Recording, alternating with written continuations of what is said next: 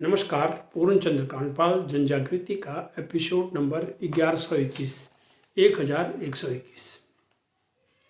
अक्सर लोग जब चुप हो जा रहते हैं या कोई जवाब नहीं देते हैं, आपने अक्सर सुना होगा ये बात कि डर गया वो, इसीलिए वो कुछ बोला नहीं है।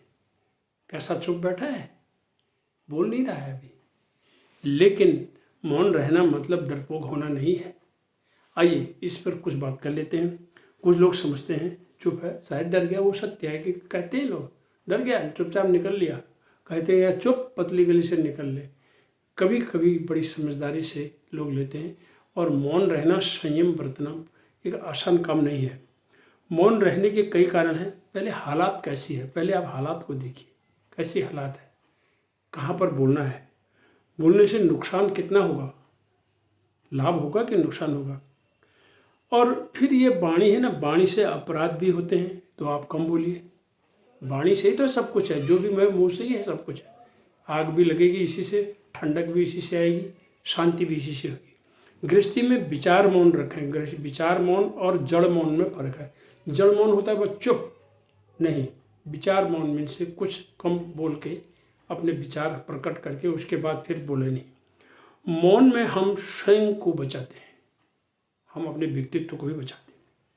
अब धैर्य से काम लेना होता है। विषय क्या है जिस पर बात है। अब आपने एक सुना होगा ना, हाथी चलते रहता है और कुत्ते भौंकते रहते हैं।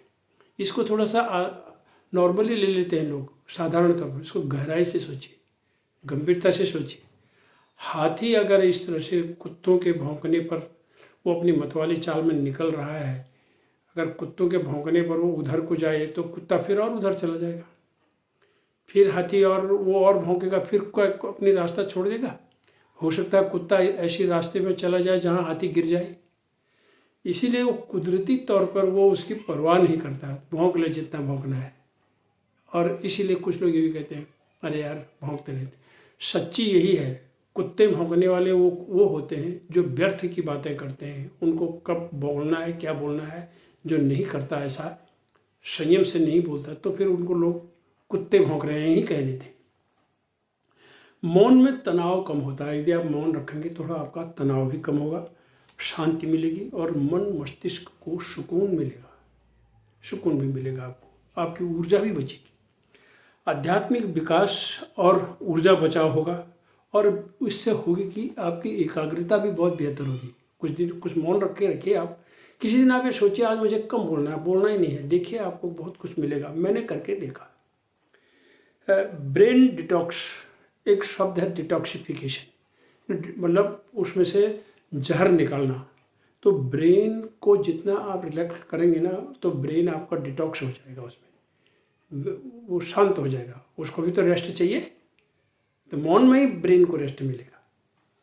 और फिर बेहतर नींद होगी और उससे शांति भी मिलेगी और रचनात्मक वृद्धि भी बनेगी होगी उससे आपको। एक बात और ये भी है, जो कि आप रचनात्मक करते हैं, सृजनता करते हैं, उससे भी वृद्धि होगी। तो कैसे करें मौन? प्रतिदिन कुछ minute, 10 minute, 15 minute, 20 minute, 40 minute चुपचाप बैठें, आंखें खुली रखें, धीरे धीरे बंद करें। अभ्यास सुबह शाम करें। जो 10-15 मिनट करें ये बैठ के जगहों पर चुपचाप सोचें, उसको मेडिटेशन भी इसको कहते हैं। और अक्सर कोई बोलता है तो बीच में न बोलें।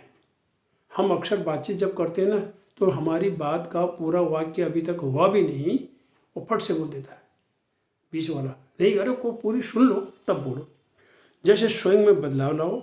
और पूजा करने का मतलब समझो, हम एक और चीज़ देखते हैं, घरों में लोग पूजा करते हैं, उसको काम समझते हैं, उसमें एकाग्रता बिल्कुल नहीं करते। काश हम 2 मिनट, 1 घड़ी, आधी घड़ी, आधी से भी याद, तो अगर हम उतनी एकाग्रता करें तो हमें सुकून मिलेगा, शांति मिलेगा।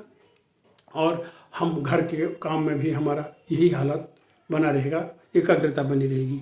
किसी ने गाली दी, अपशब्द कहे, तो मौन रखें। क्योंकि पागल को क्या करोगे? पागल व्यक्ति को तो आप कुछ रोक नहीं सकते, कह नहीं सकते।